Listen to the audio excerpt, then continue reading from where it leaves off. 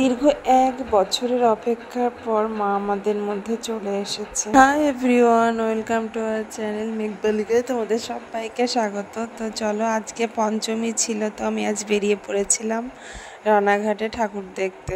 তো দেখো, তোমাদেরকে একটু দেখাই, কেমন লাগে কমেন্টে জানিও।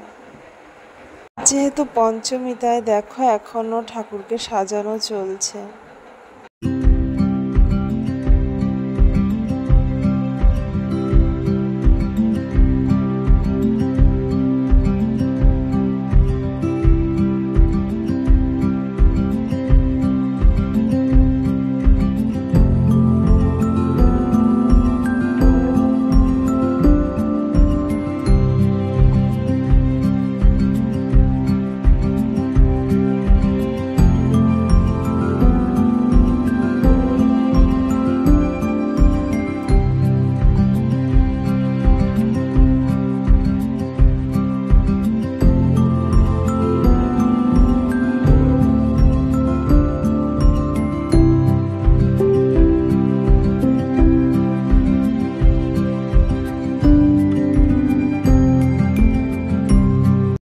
তো দেখো, এখানে আমরা ঠাকুর দেখার পর এখানে মেলা বসেছিল, তো একটু মেলায় গেছিলাম কেনাকাটি করার জন্য। চলো তোমাদেরকেও একটু মেলাটাকে ঘুরে দেখাই।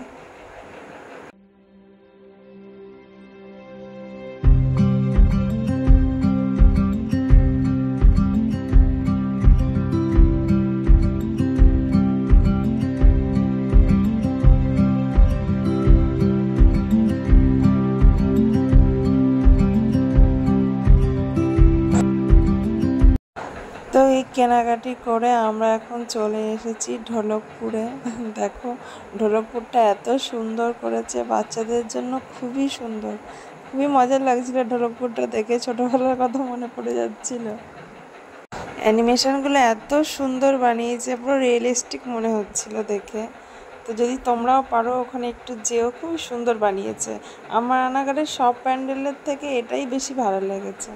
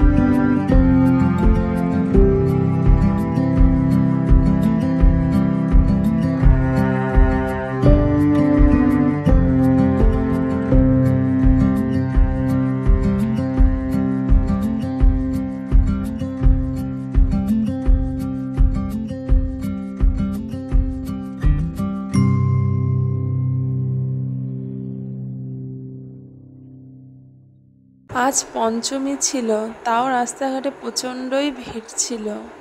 তো এখানে আমরা আর একটা প্যান্ডেলে চলে এসেছি। তো এখানে থিম হলো যাতে প্লাস্টিক আমরা অ্যাভয়েড করি, ওই জন্য এরকম বানিয়েছে। তো সেটাই আর কি বলছে যে প্লাস্টিক যাতে ব্যবহার না করা হয় পলিউশনের জন্য। চলো তোমরাও দেখো কেমন লাগে। ভিতরে সব কিছুই মাটির জিনিস, মাটি দিয়েই করা এগুলো। তো এখানে দেখো মাটি দিয়ে তৈরি সমস্ত জিনিসপত্র এখানে রয়েছে। তো যাতে মাটির জিনিস আমরা আবার আগের মতো ব্যবহার করি, সেই জন্য এটা থিমটা বানানো হয়েছে।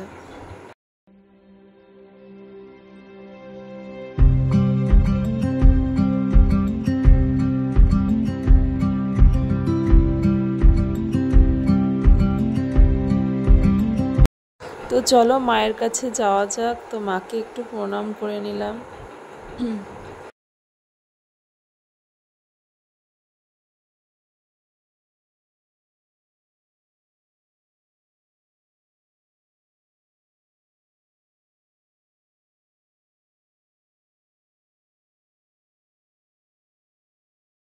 তো আজকে তোমাদের রানাঘাটের সমস্ত প্যান্ডেল দেখানোর চেষ্টা করলাম। যদি ভালো লেগে থাকে লাইক, কমেন্ট অ্যান্ড শেয়ার করতে যেন ভুলো না। সাবস্ক্রাইব তো অবশ্যই করবে।